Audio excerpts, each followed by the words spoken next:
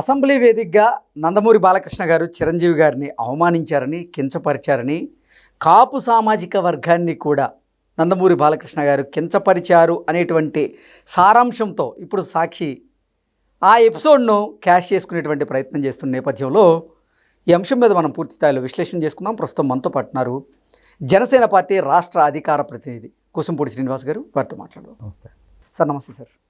Assembly వేదికగా Hindupuram MLA Nandamuri Balakrishna గారు చేసినటువంటి కొన్ని కమెంట్స్ని ఇప్పుడు సాక్షి పత్రిక క్యాష్ చేసుకునేటువంటి ప్రయత్నం చేస్తుంది. అందులో భాగంగానే నందమూరి బాలకృష్ణ గారు చిరంజీవి గారిని అవమానించినట్లుగా, కించపరిచినట్లుగా కాపు సామాజిక వర్గాన్ని ప్రస్తావిస్తూ కొన్ని కథనాలు ప్రచురించడం జరిగింది. ఏంటి సార్, దీన్ని ఎలా చూడాలి? కృష్ణ గారు ఆ రోజున కామినేని గారు గతంలో జరిగినటువంటి సినీ పరిశ్రమకు సంబంధించినటువంటి అంశాన్ని లేవనెత్తడమే ఆ సందర్భం. ఎందుకంటే ఒక పక్కన ప్రతిపక్షం లేదు. అవును, ఎమ్మెల్యేలే ఎమ్మెల్సీలే ప్రతిపక్ష పాత్ర పోషిస్తున్నటువంటి అద్భుతమైనటువంటి అసెంబ్లీని, మండలి సమావేశాలు చూస్తున్నాం. మినిస్టర్లు నిలదీస్తున్నారు రాష్ట్ర సమస్యల మీద. మన పార్టీ, మన అధికార పార్టీ అనేది లేకుండా అద్భుతంగా చర్చలు జరుగుతున్నాయి. మినిస్టర్ దగ్గర నుంచి సమాధానాలు వస్తున్నాయి. ప్రజా సమస్యలకు పరిష్కారం దొరుకుతుంది అనేటువంటి అద్భుతమైనటువంటి సమావేశాల్లో కామినేని గారు మరి ఏ ఉద్దేశంతో ఆయన ఆ ప్రస్తావన తీసుకొచ్చారో, గతంలో జగన్మోహన్ రెడ్డి గారు ఇలా సినిమా నటుల్ని ఇలాగ అవమానించారన్నట్టుగా, అప్పట్లో చిరంజీవి గారు ఇది కల్పించుకున్నట్టుగా ఆయన మాట్లాడడం, సభలో ఉన్నటువంటి బాలకృష్ణ గారు దాన్ని ఖండిస్తూ ఆయన మాట్లాడడం, దాని మీద మళ్ళీ చిరంజీవి గారు సభలో నా పేరు ప్రస్తావన ఇచ్చింది కాబట్టి దానికి స్పందన అని చెప్పి ఆయన లెటర్లు ఇచ్చేయడం, ఆయన లెటర్లు ఇచ్చేసిన తర్వాత మళ్ళీ నేను చిరంజీవి యువత వాళ్ళు లెటర్లు ఇచ్చేయడం, దానికి బాలయ్య అభిమాని గారు మరో లెటర్లు ఇచ్చేయడం మనం చూసాం. దీన్ని ఇంకా సాక్షి వారికి ఏదో కోతి కొబ్బరిగా దొరికిందంటారు చూసారా, అలాగా ఆ రోజు జరిగినటువంటి సందర్భంలో జగన్మోహన్ రెడ్డి గారికి కూడా ఒక సైకో మనస్తత్వం కింద ప్రవర్తించాడని బాలకృష్ణ గారు అన్నారు. అసలు పెద్ద మాట అది. వాళ్ళకి నిజంగా జగన్మోహన్ రెడ్డి గారి మీద ఏదో ప్రేమ ఉండి వాళ్ళ పార్టీ అధ్యక్షుడు అనుకుంటే, అలా వ్యాపారం అనుకుంటే దాన్ని హైలైట్ చేసుకోవాలి. దాన్ని హైలైట్ చేయకుండా చిరంజీవి గారికి ఏదో అవమానం జరిగినట్టుగా రాస్తున్నారు అంటే దాని వెనకాల కుట్ర మనం అర్థం చేసుకోవాలి. ఎందుకంటే వాళ్ళు చాలా ఎక్స్పెక్ట్ చేశారండి కృష్ణ గారు. అంటే చిరంజీవి గారిని అంత మాట అన్నా కూడా పవన్ కళ్యాణ్ కానీ నాగబాబు గారు కానీ వీళ్ళేమి రెస్పాండ్ అవ్వలేదు. ఎంత అవమానం, మెగా చిరంజీవి గారికి అవమానం అనేటువంటిది ఒక పక్క నుంచి. అంటే మెగా కుటుంబంలో చిచ్చు పెట్టాలని చూశారు, కుదరలేదు. బాలయ్య అభిమానులకి చిరంజీవి గారి అభిమానులకి మధ్య చిచ్చు పెట్టాలని చూశారు, కుదరలేదు. ఆవేశాలు వచ్చాయి, ఆవేశాలు వస్తాయి. సోషల్ మీడియాలో పోస్టులు పెట్టుకుంటారు, రకరకాలుగా పెట్టుకుంటారు, చూశారు. కూటమి పార్టీల మధ్యనే చిచ్చు పెట్టాలని చూశారు. ఏ విధంగా అంటారు, ఆ రోజున బోండమ్మ పవన్ కళ్యాణ్ గారిని ప్రశ్నించిన విషయంలో కానీ, ఆ తర్వాత గోరెట్ల బుచ్చ చౌదరి గారు రాజేంద్ర మనోహర్ గారిని ప్రశ్నించిన విషయంలో కానీ, ఇప్పుడు బాలకృష్ణ గారి సందర్భంలో కానీ కూటమి పార్టీల మధ్య సఖ్యత లేదు అనేటువంటి విషయాన్ని తీసుకొచ్చి రెచ్చగొట్టాలని చూశారు. అది కుదరలేదు. ఇంకా ఆఖరి అస్త్రంగా కాపు కమల మధ్యన పెట్టాలి. కాపు సామాజిక వర్గం రగిలిపోతుంది, కాపు నాయకులు ఎవరు రగిలిపోతున్నారా? కాపులు బాగానే ఉన్నారు. ఏమైనా పాలికాపులు ఎక్కడ రెచ్చిపోతారో మాకు తెలీదు. కాపులు బ్రహ్మాండంగా ఉన్నారు. ఎందుకంటే ఏ పరిస్థితుల్లో కూటమిగా కలిసారో అన్నది ప్రజలకి తెలుసు, ఈ సామాజిక వర్గాలకి అభిమానులకి తెలుసు. కృష్ణ గారు మన జరిగినటువంటి 2024 ఎలక్షన్స్లో ఒక్కొక్క ఎమ్మెల్యే దాదాపు 60,000, 70,000, 90,000 మెజారిటీతో గెలిచారు కదా. అక్కడ ఎక్కడన్నా అభిమానులుగా చూసుకోలేదండి అందరూ కూడా. జగన్ అలాంటి వ్యక్తి మళ్ళీ అధికారంలో రాకూడదు, ఆ పార్టీ అధికారంలో రాకూడదని ఈ అభిమానులు, కార్యకర్తలు అందరూ కలిసి పనిచేశారు. ఈ రోజున ఏదో చిచ్చు పెట్టేయాలి, రకరకాలుగా మాట్లాడేయాలని అంటే ఇప్పుడు ఏమవుతుందంటే అంటే ఫేక్ ఐడీలు క్రియేట్ చేస్తున్నారు. చిరంజీవి గారి అభిమానుల కిందో, లేకపోతే పవన్ కళ్యాణ్ గారి అభిమానుల కిందో, లేకపోతే జనసేన ఫేస్లోనే కొంతమంది, అలాగే తెలుగుదేశం అభిమానులు, బాలయ్య గారి అభిమానుల విషయంలో అలా కొన్ని పేటీఎం బ్యాచ్ ఏం చేస్తారంటే వాళ్ళ మీద వీళ్ళ మీద రెచ్చగొట్టడం. మీ వల్లనే కూటమి ప్రభుత్వం వచ్చింది, ఏర్పడి కలిసింది అనుకుంటే పవన్ కళ్యాణ్ గారిని ఆ రోజున వైజాగ్లో హోటల్ నిర్బంధించినట్టు ఇప్పుడు ఏమైపోయింది మీ పౌరుషం అని చెప్పేసి అక్కడ రెచ్చగొట్టడం. ఇటువైపు నుంచి వచ్చి మీకు అంత బలం ఉండి అంత పెద్ద పార్టీ అయ్యి ఉంటే ఆ రోజున చంద్రబాబు గారిని అరెస్ట్ చేసినప్పుడు అంత దడదల్లాడిపోయారు, ఉనిగిపోయారు. ఆ రోజున మా పవన్ కళ్యాణ్ వచ్చాడు మీ దగ్గరికి అని చెప్పేసి ఇటువైపు నుంచి ఇన్ని ఫేక్ ఐడియాలు. చాలా జాగ్రత్తగా ఎందుకు చెప్తున్నానంటే సోషల్ మీడియా యుగం వచ్చిన తర్వాత ఏది వాస్తవం ఏది అవాస్తవం తెలుసుకోవడం కొంచెం సమయం పడుతుంది. ముందు ఏమవుతుంది, తప్పుడు ప్రచారాలు క్రియేట్ అయిపోయి ప్రచారాలకు వెళ్ళిపోతున్నాయి. అంటుంది అటు చిరంజీవి గారి అభిమానులు, మెగా అభిమానులు కావచ్చు, బాలయ్య గారి అభిమానులు కావచ్చు, అందరూ కూడా అర్థం చేసుకోవాల్సింది ఏంటంటే వీళ్ళ ట్రాప్లో మనం పడొద్దు.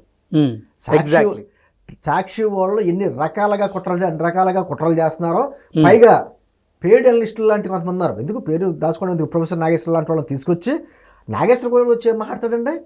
అతను ఏదో ఎమ్మెల్సీ చేశాడు, మేధావిగా చెప్పుకుంటా ఉంటాడు. మరి ఆ వ్యక్తి కూడా వచ్చి ఏదైనా అంటే కృష్ణ గారిని ఎందుకంటున్నారంటే, ఇటువంటి మేధావులు కావచ్చు, సమాజంలో మీరైనా మేమైనా మీడియా కావచ్చు, సమాజంలో కొంచెం ఇబ్బందికరమైన వాతావరణం వచ్చినప్పుడు కలపడానికి ప్రయత్నం చేయాలి, ఇంకా అగ్గిరాజు చేయడానికి ప్రయత్నం చేయకూడదు.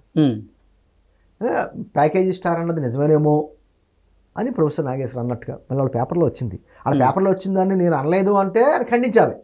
అనలేని వ్యాఖ్యని సాక్షి రాశారని ఆయన ఖండించలేదు అంటే ఒప్పుకోవాలి, జడ్డు చేయాలి. ఈ మధ్య నేను కొన్ని ఛానల్స్లో కూర్చుని గతంలో నాగబాబు గారు రెస్పాండ్ అయ్యేవారు కదా, ఇప్పుడు ఎందుకు రెస్పాండ్ అవ్వట్లేదు చిరంజీవి గారిని అంత మాట అంటే? పవన్ కళ్యాణ్ గారు దేనికైనా ఒప్పుకుంటారు కానీ వాళ్ళ అన్నగారు ఏమనంటే ఒప్పుకోడు, అటువంటిది ఆయన ఎందుకు మాట్లాడట్లేదు అంటే చంద్రబాబు గారు అందరూ కూడా ఏకమైపోయారా చిరంజీవితో? అంటే ఇటువంటి వ్యక్తులు, ఈ ఎనలిస్టులు అంటాం, మన ఎనలిస్టులు కాదు, మేధావులు కాదు, ఈ ఎనలిస్టులు కొంతమంది వీళ్ళు వచ్చి అగ్గిరాజు చేయడం అదే పనిగా, అంటే ఏదో రకంగా కూటమి మీద విషయం చెమ్మడానికి విశ్వ ప్రయత్నాలు చేస్తున్నారు.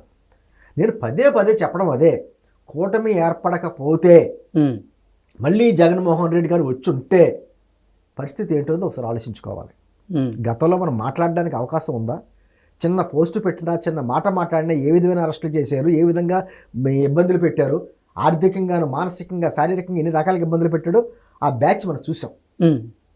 ఈ రోజున అదే బ్యాచ్ మళ్ళీ కుట్రలు పన్నుతుంటే మనం ఎందుకు బలవ్వాలి? ఎగ్జాక్ట్లీ. ఒకటి, చిరంజీవి గారు కానీ బాలయ్య గారు కానీ ఈరోజు కొత్తగా సినీ ఫీల్డ్లోకి వచ్చి వాళ్ళు ఏమి పోటాపోటీగా ఎదుగుతున్న నటులు కాదు, ఆల్రెడీ ప్రూవ్డ్. 5 దశాబ్దాలు బట్టి వాళ్ళు సినీ ఫీల్డ్లో ఉన్నారో వాళ్ళు నటనాపరంగా ప్రూవ్ చేసేసుకున్నారు ఆల్రెడీ. ఇద్దరు స్టార్స్.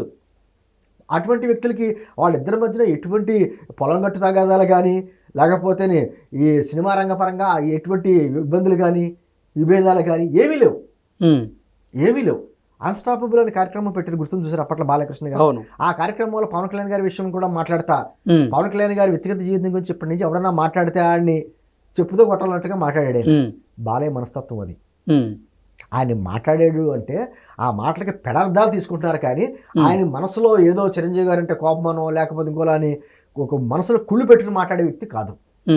అదేవిధంగా చిరంజీవి గారు ఆయన లెటర్లో కూడా రాశారు, చాలా క్లారిటీగా రాశారు. ఏమని రాశారు? ముందు మమ్మల్ని జగన్మోహన్ రెడ్డి గారు ఆహ్వానించినప్పుడు ఆయన ఇంట్లో భోజనం చేసినప్పుడు సాధారణంగా ఆహ్వానించారు అనే మాట మాట్లాడారు. ఆ తర్వాత సినిమా నటులు, యాక్టర్లు అందరూ పిలిచినప్పుడు 10 మంది వెళ్ళారు కదండి, వెళ్ళినప్పుడు దూరంగా ఆఫ్ చేసి వాళ్ళని నడిపించి తీసుకురావడం, తర్వాత చిరంజీవి గారు నమస్కారం పెడితే ఆయన రెస్పాండ్ అవ్వడం జగన్మోహన్ రెడ్డి గారు, ఆ వీడియో క్లిప్పింగ్ మాత్రం బయటికి వచ్చేలా చేయడం, దాంట్లో కుట్రలు ఉన్నాయి. ఏమంటారు, చిరంజీవి గారు అంత అవమానిస్తే చిరంజీవి గారు ఎలా సాధారణంగా ఆహ్వానించారని మాట్లాడతారని చెప్పేసి కట్ పేస్ట్ ఆపాదానికి దీనికి రెండింటికి కలిపి మాట్లాడటం అంటే ఈ కుట్రకు బలవద్దు. చిరంజీవి గారు అంటే బాలకృష్ణ గారికి, బాలకృష్ణ గారు అంటే చిరంజీవి గారికి, పైగా 2 కుటుంబాలకే అద్భుతమైనటువంటి సాన్నిహిత్యం ఉంది. అసలు ఎటువంటి పొరపచ్చాలైనటువంటి నటులు, కుటుంబాలు కూడా. ఈ రోజున చిరంజీవి గారు బాలకృష్ణ గారు ఒకరికొకరు కలిపి స్టేట్మెంట్ ఇచ్చారనుకోండి, ఏమైపోతారు వాళ్ళంతా? నేను అంటుంది అదే, నిజమైన చిరంజీవి గారి అభిమానులు కావచ్చు, నిజమైన బాలయ్య గారు ఖచ్చితంగా బాధపడ్డారు. ఆ రోజున వచ్చినటువంటి స్పందన, ఆయన బాలకృష్ణ గారి మాటలకి చిరంజీవి గారి అభిమానులు, అలాగే కొంచెం ఇబ్బంది. తర్వాత సోషల్ మీడియాలో కొంతమంది మాట్లాడడానికి బాలయ్య అభిమానులు ఇబ్బంది పడడం వాస్తవం. ఎవరైనా సరే అండి, నేను మెగా అభిమాని, నాకు బాధ ఉంటుంది. కానీ సందర్భం ఏంటి, దాని వెనకాల ఏమైనా కుట్ర ఉందా, దాని వెనకాల ప్రత్యేకమైన ద్వేషం ఉందా, అర్థం చేసుకోకపోతే ఎలా? నేను అంటుంది ఈరోజు అభిమానులు కావచ్చు, కార్యకర్తలు కావచ్చు, మన ప్రస్థానానికే మనం ఇప్పటికీ పదే పవన్ కళ్యాణ్ గారు అంటున్నారు, మళ్ళీ 2 దశాబ్దాలు కలిసి వెళ్ళాలి మనం అంతా, చంద్రబాబు గారు ఆరోగ్యం బాగుండాలి, మళ్ళీ 2 టర్మ్స్ ఆయన ముఖ్యమంత్రి అవ్వాలి. ఎవరు కోరుకుంటారు? దేని గురించి కోరుకుంటారు? రాష్ట్రం గురించి. మనం ఇప్పట్లో ఈ 15 నెలల్లోనే ఇచ్చిన పదవుల విషయంలో కావచ్చు, లేకపోతే ఇటువంటి విషయాల్లో కావచ్చు, ఏదైనా చిన్న చిన్న పొరపచ్చాలు వస్తే దానికి పెద్ద చేసేటువంటి కార్యక్రమాలు సాక్షి వాళ్ళు చేస్తారు. వాళ్ళు ట్రాప్లో పడద్దు. రాష్ట్రం ముఖ్యం, రాజకీయాల తర్వాత రాష్ట్ర ప్రయోజనాలు ముఖ్యం. అభిమానమా ఉంటుందండి, ఖచ్చితంగా ఎవరి అభిమానులు అనుకుంటారు, ఎవరి విధానాలకు ఉంటుంది, కానీ కలిసి చేసే ప్రయత్నం. గతంలో పవన్ కళ్యాణ్ గారి విషయంలో ప్రభాస్ అభిమానులు అప్పట్లో బేవార్లో ఇది ఇన్సిడెంట్ చేస్తే పవన్ కళ్యాణ్ గారు ప్రభాస్ గారు స్టేట్మెంట్ ఇవ్వాలా, మేమంతా కలిసే ఉంటాం, మీ అభిమానాన్ని ఇలా చూపించొద్దు అని మాట్లాడారు. వాళ్ళంతా మెగా కుటుంబం. పదే పవన్ కళ్యాణ్ గారు బహిరంగ సభల్లో అభిమానుల గురించి మాట్లాడినప్పుడు నా అభిమానులతో పాటు చిరంజీవి గారి అభిమానులు, రామ్ చరణ్ గారి అభిమానులు, బాలకృష్ణ గారి అభిమానులు, జ్యోతిరెడ్డి గారి అభిమానులు, ప్రభాస్ గారి అభిమానులు అని పేర్లతో సహా ప్రస్తావిస్తారంటే అందరూ ఒకటే. ఎలా మెగా అభిమానులు వైసీపీలో లేరా? మెగా అభిమానులు టీడీపీలో లేరా? పార్టీలకు అతీతం, అభిమానం వేరు, రాజకీయం వేరు. నేను అంటుంది ఖచ్చితంగా ఆ రోజు ఆ ప్రస్తావన తీసుకురావడమే అసందర్భం. దానికి కామినేని గారు కూడా ఏమన్నారు, ఇప్పుడు ఆ రోజు తొలగించిన అనవసరంగా నేను మాట్లాడిన దానికి పొరపచ్చాలు వస్తాను తొలగించమని అన్నారు. స్పీకర్ గారు కూడా ఒప్పుకున్నారు. అయిపోయాయి. ఇప్పుడు మనం ఏం జుట్టుపట్లు పట్టుకుని ఇదేదో కులాల మధ్య కొంతమంది పనికిమాలిన వాళ్ళు, ఖచ్చితంగా చెప్తున్నానండి, కులాల పేర్లు చెప్పుకుని కుల నాయకులుగా, వాళ్ళకేళ్లే కుల నాయకులు, వాళ్ళు ఎవరో ఎన్నుకోరు, వాళ్ళు ఏం చేయరు, ఖాళీగా ఉంటారండి కొంతమంది. ఆ ఖాళీగా ఉన్న వాళ్ళకి ఏంటంటే కులాన్ని అడ్డపెట్టుకుని ఏదో సంపాదించుకోవాలి, అండ్ నాలుగు డబ్బులు కలెక్ట్ చేసుకోవడం, ఓ మీటింగ్ పెట్టుకోవడం, 10 మందితో భోజనాలు పెట్టుకోవడం, లేకపోతే కుల భోజనాలు, వన భోజనాల పేరు మీద కుల భోజనాలు పెట్టుకునేటువంటి కొంతమంది పనికిమాలి బ్యాచ్ ఉన్నారు. అన్ని కులాల్లోనూ ఉన్నారు, దాంట్లో ఈ కులం ఆ కులం లేదు. ఆ బ్యాచ్ వాళ్ళ బతుకు తెరువు గురించి ఈ కులాల మధ్య చిచ్చు పెట్టాలని ప్రయత్నం చేస్తారు. వాళ్ళ ట్రాప్లో పడద్దు. ఓకే, ఒక్కసారి ఆలోచించుకోవాలి. పవన్ కళ్యాణ్ గారి అభిమానులు కావచ్చు, కార్యకర్తలు కావచ్చు, అదేవిధంగా తెలుగుదేశం పార్టీ అభిమానులు కావచ్చు, కార్యకర్తలు, వీళ్ళందరూ కూడా కార్యకర్తలు మన అభిమానం అంతా ఒకడు రాష్ట్ర ప్రయోజనాలు దృష్టిలో పెట్టుకుండాలి. రాష్ట్రం ముఖ్యం మనకి. మనం ఏమాత్రం వాళ్ళ ట్రాప్లో పడితే మాత్రం ఖచ్చితంగా మళ్ళీ ఆ విషసర్పం మళ్ళీ దానికి పాలు పోసినట్టే. ఒక్కసారి ఆలోచించుకోవాల్సిందిగా విజ్ఞప్తి చేస్తున్నా. Okay sir, thank you so much అండి.